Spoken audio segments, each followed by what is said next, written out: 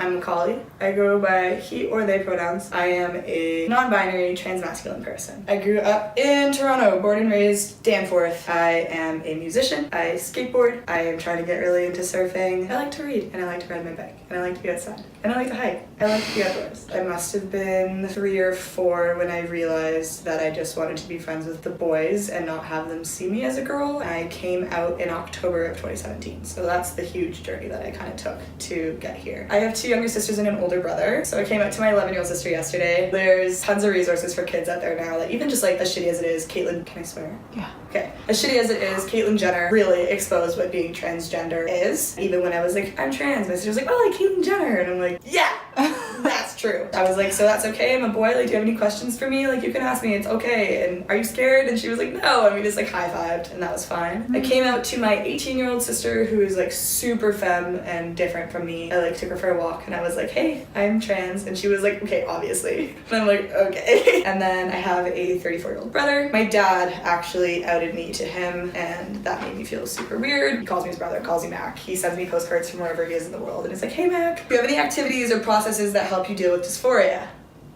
Yes, I do. I make music. Find me on stwellesley.bandcamp.com where you can listen to one of my singles, Dysphoria. I was biking on Bloor, I was a bike messenger one day, and I got jumped for looking like a boy, and that inspired that song. That was the first time I was ever attacked, which is shitty to say that it was the first time, because it definitely wasn't the last. It's always a love-hate relationship with binding. I like the way it makes me look in clothing, but it also is really painful and like not something that I want to have to do. I have a couple binders with me at all times. Some are tighter, some are looser, different colors. Like during my day, I'll change like 2 or 3 times, knowing my like self and like how to take care of myself. I mean, there are days where I really wish I could wear a crop top and heels. It's just not a good place to do that most times. What are your thoughts on gender stereotypes and how do they affect your everyday life? I am a non-binary transmasculine person because I was socialized as a female my entire life. I know what it feels like to be feminine presenting and walk down the street and get catcalled by 10 different guys. And just because I am more comfortable in a masculine body doesn't mean that I erase those experiences and that socialization process. So I feel mentally that I'm more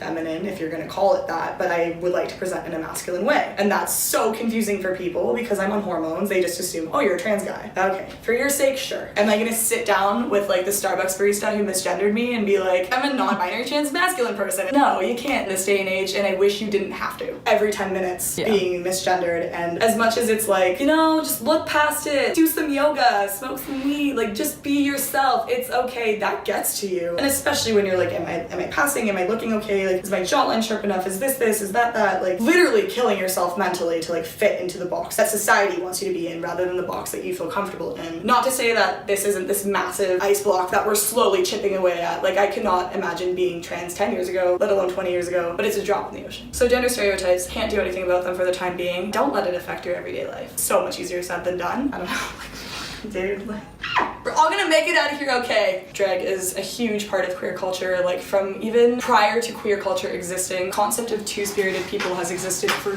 like longer than we even began counting time. People have been this way forever, obviously. To deny anyone of doing drag, I think is ridiculous. Where I have an issue is when people manipulate it into something that it's really not for the sake of trying to fit in and be cool, because I've had like so many people when I disclose that I'm trans be like, oh my god, I love RuPaul, and I'm like, what? And like just kind of take it really not for what it is. You have to be respectful of the culture, just as there's cultural appropriation in race and there's cultural appropriation in different sectors of society. Queer culture is one of those. If you're gonna do drag and not educate yourself on the history of what it means and what it stands for altogether, then I don't think you have a place in doing it because you're not paying respect to the community that it came from. So I saw RuPaul speak at Toronto Pride 2 or 3 years ago, and I was really blown away by the talk. I think he's done great things for the queer community and the drag culture and all of that, but he is so problematic.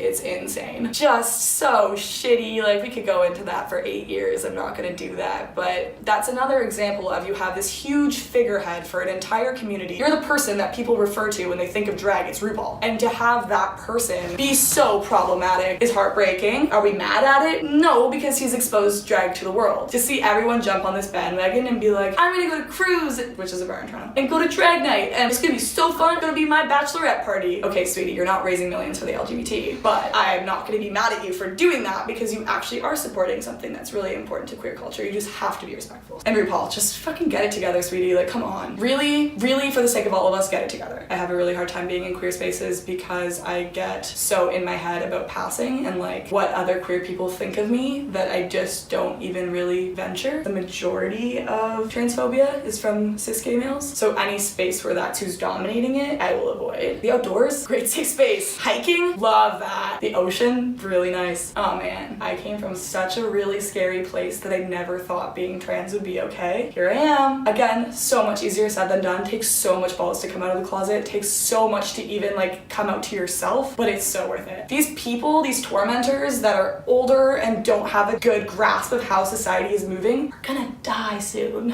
And we're gonna live in this society where you are able to be yourself. Still, safety is gonna be a concern, but it's gonna get so much better. I know that's so cheesy, but like it does get better. I wouldn't be sitting here smiling like a couple months ago. Remember, it's you got this one life. You're gonna be in the nursing home. Everyone's gonna be cool and cute and queer at the age of 80, and you're gonna be like, damn, where was I? Like, I missed that boat because of what? That's what I kind of keep in the back of my mind whenever I'm like, is this worth it? I'm like, right, yes. Do you realize how beautiful and important you are? I do, and I hope you do too.